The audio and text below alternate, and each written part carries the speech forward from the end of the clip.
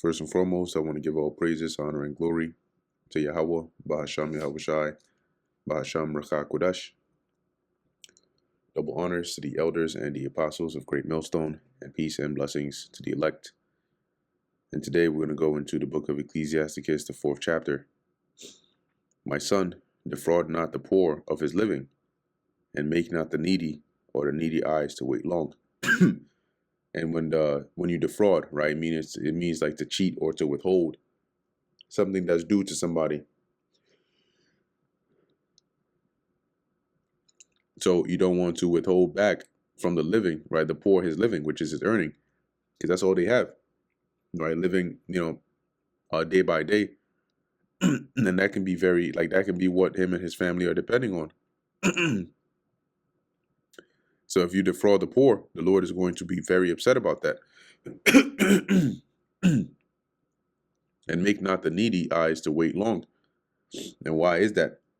Because in other words, what it's saying is don't delay, right, helping somebody that depends on you, because literally they might be holding out just long enough for you to come and help, or help them with whatever you might have said you were going to help them with. And the longer you make them to wait, the more they have to suffer, whatever they're lacking. Verse 2, make not an hungry soul sorrowful, neither provoke a man in his distress. See, because he's already going through enough. Don't add to his troubles or his stress. Why? Because the Lord is going to, well, I think in a couple verses down, it'll expound on that. But it says, add not more trouble to an heart that is vexed. One that is already vexed or, stressed out or going through a lot. Don't go doing things that's going to add more vexation to them. And defer not to give to him that is in need. See, if you have the means, don't neglect, one that is in need. If you can, help them. And this is more applicable to, your fellow Israelites. First and foremost, rejoice not the supplication of the afflicted, or Slakia, reject not the supplication or the begging of one that is afflicted, neither turn away thy face from a poor man. So if somebody's begging you, and you, like, once again, you have the means, and you can see that you can help them, help them. Don't just outright cold reject them, especially if you know they're sincere. Neither turn away thy face from a poor man. Turn not away thine eye from the needy. When you turn away your eye from the needy, it's like you see them, you see that they're in need of help. You can help, and you just don't. You just look away and keep going your way. And give him none occasion to curse thee, right? That is, don't do anything that's going to, incur a curse, of somebody that's needy upon thee. There was this video. There was this video, it was maybe a couple years ago. You had these delinquent teens, and this guy goes and basically he records this, right? So you have this homeless man who's hungry, and I think he was like by the dumpster area of a McDonald's or something of that. I think it was an old man, yeah, or a poor man. And so this guy goes there and he asks him, he's like, yo, you hungry? And he's like, yeah. He's like, would you like something to eat? He's like, yeah. So the guy recording goes into, I think it's like the McDonald's or something, and then he just like buys, this food, right? He buys a burger, the fries, a drink, and he comes there, to the person that's the beggar, right, or the one that's clearly afflicted or in need. And then he's like, yeah, I got this. This is a Big Mac, or this is a burger, and there's this and there's fries and there's that. And then he just starts eating it in front of the guy, and he's just like, yeah, no, this is really good. Oh man, it's really good. Like that is going to incur a curse upon you, a great heavy curse. You see, because that's an example of adding more trouble to an heart that is vexed, right? Or making a hungry soul sorrowful. You see? And what's going to happen then when you find yourself in a hard situation and you're seeking help and you're praying to the Lord? The Lord is you're going to be looked at as somebody that's needy in the eyes of the Lord, who has the means to help you. But he's going to think back and look at what you did when you were in a position to help somebody else. Not only did you defer to help them, but you did the opposite of what you should have done. You know? So it says, for verse 6, for if he curse thee in the bitterness of his soul, his prayer shall be heard of him that made him. The Most High is going to hear his prayer, and that curse is going to come upon your ass.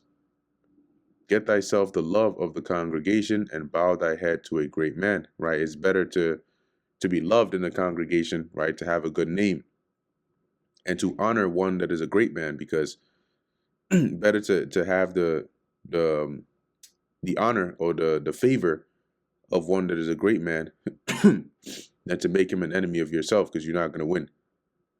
Let it not grieve thee to bow thine ear to the poor. See? So listen to them. Listen to what they have to say. Right now, today in today's society, you got to be cautious with that. People are crazy. You know, you might bow down your ear and he might try to bite it. You know? So, but what it means, in generally speaking, right? You know, like hear them out. Hear what they have to say. Don't just, ignore and neglect them just because they're poor. You may have some really intelligent people out there, but circumstances put them in a position where physically they look, down and out, but given the right opportunity, they might be very profitable. Anyway, it says, and give him a friendly answer with meekness. See, so basically answer them politely. Don't treat them like trash because they're poor. The Lord looks at all of that. Deliver him that suffereth wrong from the hand of the oppressor, and be not faint-hearted when thou when thou sittest in judgment. So one that is suffering wrong from the oppressor, if this is, say, like a case, and you're put in a position to judge, you deliver the one that is to be delivered. Okay, and if you can help in a situation where one is suffering, as it says here, then you do so, right? Step in for to do what's right, judge the righteous judgment, and be not faint-hearted, right? Don't get weak in the knees when you're in a position of judgment. You have to judge righteous judgment. Don't, but this person is a very high and powerful person, or I really I always grew up with this person, or I really like this, but can't get emotional. You got to bring the judgment as it's meant to be. Be as a father unto the fatherless, and instead of an husband unto their mother. What that means is, if you are put in that position, be like a father to the fatherless, right? Provide for them if you can, and be in the stead of an husband unto their mother, that is a widow, right? So provide or help out the widow, like her husband should have done, though he's dead now. So be in his stead. Now, what does this mean? You're gonna leave your family and go moving, with them, and oh, here son, and here wife, and no. Okay, but what a father would do for the fatherless is he would look out for them, right? You provide for them the best way he can. Likewise for the widow. So what it's saying here is you help them out. Okay, you be the one that's instead of their helper because they don't have a helper. So shalt thou be as a son to the Most High, and he shall love thee more than thy mother doth. See that? Keep that in mind, because you're helping those that can't help themselves. And that'll earn you the love of the Most High more than even your mother loves you. Wisdom exalteth her children, and layeth hold on them that seek her. Right. So those that have wisdom within them, it'll raise them up. It'll exalt them, as it says, and layeth hold on them that seek her. It says here, he that loveth her loveth life, because wisdom brings to life. Right. She will bring you under the obedience of the Lord. And what does that lead to? Life. And they that seek her or seek to her early meaning diligently, shall be filled with joy. He that holdeth her fast shall inherit glory, and wheresoever she entereth, the Lord will bless. See, so if you hold her firmly, you're going to inherit the glory that comes with wisdom. And wheresoever she entereth, the Lord will bless. So guess what? If you got her, you earning blessings from the Lord.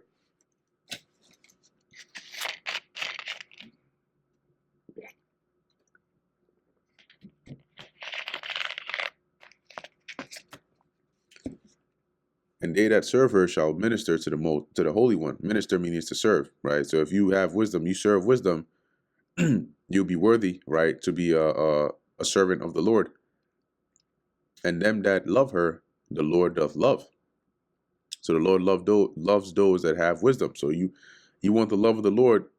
You want to make sure that you're you're dwelling with wisdom, because wisdom will have you move in a way that the Lord loves. And that's how you earn the love of the Lord, to do what he tells you to do. Whoso giveth ear unto her shall judge the nations, right? The Lord is going to put you in that position, because if you give ear unto wisdom, right, you're going to be loved of the Lord, right? You're going to do the things that are pleasing to him. And he'll give you power over the nations, right? And you will be able to judge righteously over the people. And he that attendeth unto her shall dwell securely, right? If you attend to wisdom, you take heed, you give heed unto wisdom, you follow the ways of wisdom, you're going to dwell securely, right? You're gonna have that safety, the providence of the Lord. If a man commit himself unto her, he shall inherit her, and his generation shall hold her in possession, right? Because if you commit yourself unto wisdom and you gain her, you'll be able to raise up your children in wisdom and pass her down like a possession in your family. It says, where we at? Verse 17. For at the first she will walk with him by crooked ways and bring fear and dread upon him. So when you first try to earn wisdom, it's not going to be easy because it'll feel like walking by crooked ways. It's not a straight path. And as it says, will bring fear and dread upon him and torment him with her discipline. Because in order to receive instruction, you got to be disciplined. And coming from a perspective or a life of not having that kind of discipline, it's not going to be easy. But it proves you, as it says, until she may trust his soul and try him by her laws. Because if you are able to endure the harshness and the torment of her discipline and still hang on, she knows that, okay, you're really about it and she can trust you.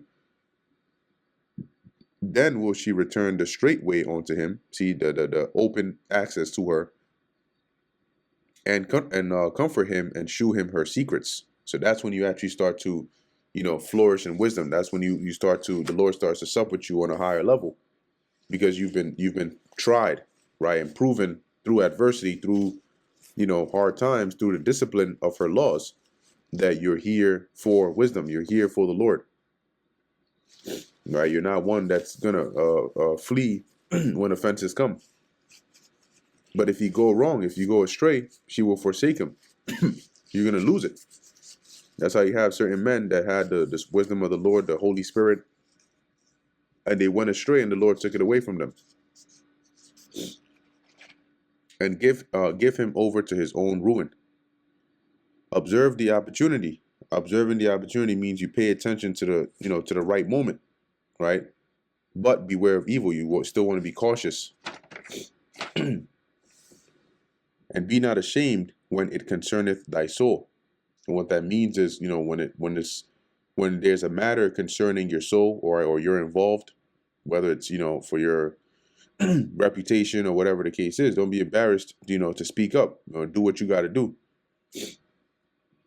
Verse 21, for there is a shame that bringeth sin, and there is a shame which is glory and grace. Yeah, so there's certain things, certain disgraceful acts or deeds, right, that will bring shame.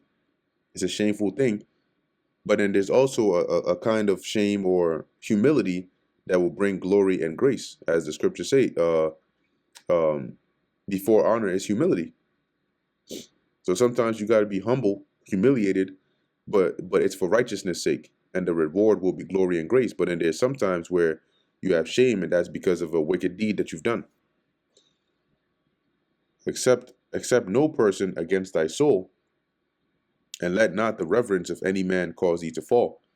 Right. And when you accept somebody, basically you don't have to, there's no better word in this case than accept, but you don't have to accept somebody that your spirit is staunchly against, because there's a reason for that, and it might trigger even more worse problems down the line.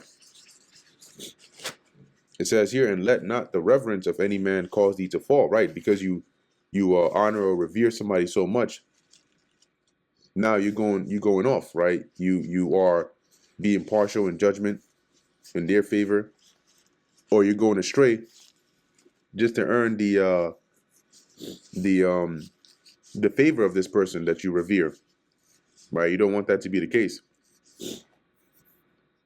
Verse 23, and refrain not to speak when there is occasion to do good, and hide not thy wisdom in her beauty. Yeah. So when there's an occasion, right, to speak up for the betterment of whatever the situation is, don't hold your peace. Speak at the right time if it's needful of you, and hide not thy wisdom in her beauty. Because what's that precept? A word spoken in was it a tale spoken in a good season is like, forgot the let me see if I can find it. Spoken.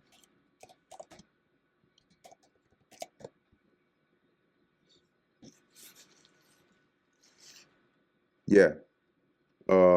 Proverbs 15:23. A man hath joy by the answer of his mouth, and a word spoken in due season at the right time. How good is it? I think there might be another one in here.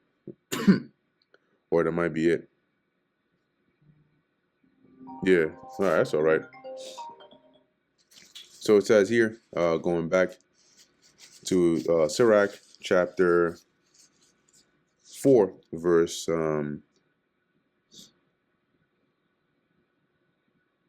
verse 24. For by speech wisdom shall be known, and learning by the word of the tongue. Yeah, because like even when you go to Proverbs 1, it says wisdom crieth without. How does that happen?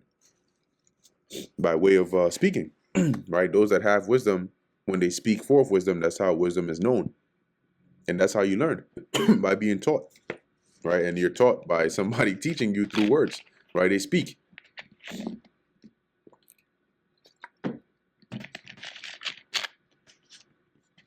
In no wise speak against the truth, but be abashed for the error of thine ignorance. Okay, meaning no, in no wise, for no occasion should you speak against the truth. Always speak the truth. And be abashed, which is embarrassed, right, or ashamed for the error of your ignorance. Don't be proud in your ignorance, especially if you transgress through it. Verse 26. Be not ashamed to confess thy sins, and force not the course of the river. See, so don't if you've sinned, or if you transgressed, at the right, given the right setting, don't be afraid to confess your sins, that you can receive forgiveness. And don't force the course of the river, right? Don't try to, you gotta let the spirit flow, right? If something is meant to happen, let it be, right? Don't try to force something that's not working, right? You can tell clearly that's not how it's supposed to go, and you're still trying to, get it to go in a certain way that you want. It's like trying to force the path of water that's going through a river. It's going to follow the path that's already set. What happens if you put a rock, right? If you put a rock in the middle of a stream, the water is going to go right past it, right? It's going to part around it. And if you put a rock that's not tall enough, to block the whole path, the water eventually is going to flow over it. So it's still going to follow the path of the stream. Verse 27. Make not thyself an underling to a foolish man. Why? Because you're going to end up doing, things that are going to earn you to your hurt, because you're under, right? You have to you have to adhere or succumb to a foolish man. So you're better off, not serving anyone at all than to be servant to a foolish man. Neither accept the person of the mighty. Accept here means to show, to be partial towards. Okay, so because of their stature or their might, you don't want to do that. That's against the law. to be a respect of persons, especially in judgment. Strive for the truth until death, and the Lord shall fight for thee. Yeah, and that's what we're doing now. For what is true, in this case, this being faithful to the Lord, this gospel, right, this knowledge, wisdom, and understanding that we have, you got to stand for it. stand by it, even if it means losing your life. And the Lord is going to fight for you, right? He's going to give you a crown of, of immortality and deliver you, right? He's going to raise you back up. Be not hasty in thy tongue, that is to speak, and in thy deeds slack and remiss, right? So don't be so quick to want to speak, all the time. Think before you speak, and in your deeds and your actions, right? Don't be slack, which is to be slothful, and remiss or negligent. Verse 30, be not as a lion in thy house, nor frantic among thy servants. See, don't you go home and you're like a terror in your own house, right? Like a tyrant over your own family, or frantic. You're anxious. You're causing all this stress amongst your servants. Eventually, you're gonna, as the scriptures say, inherit. In the Proverbs, right? It says you're gonna inherit wind, meaning you're gonna lose your family, right? You're gonna lose your servants. Nobody's gonna want to dwell with you. Verse 31, let not thine hand be stretched out to receive, and shut when thou shouldest repay. So, right? Don't be one of those that you quick to receive, but when it comes time to pay back, you got excuses, right? You're not able to, you're trying to find a way out of it. No, just as quick as you were to receive, be even quicker to pay back. And that brings us to the end of the book of Ecclesiasticus, the 4th chapter. Lord willing, that was edifying to the elect. In closing, I want to give all praises, honor, and glory to Yahweh, Bahasham Yahweh Shai, Bahasham Rakha Kodash. Until next time, Shalom.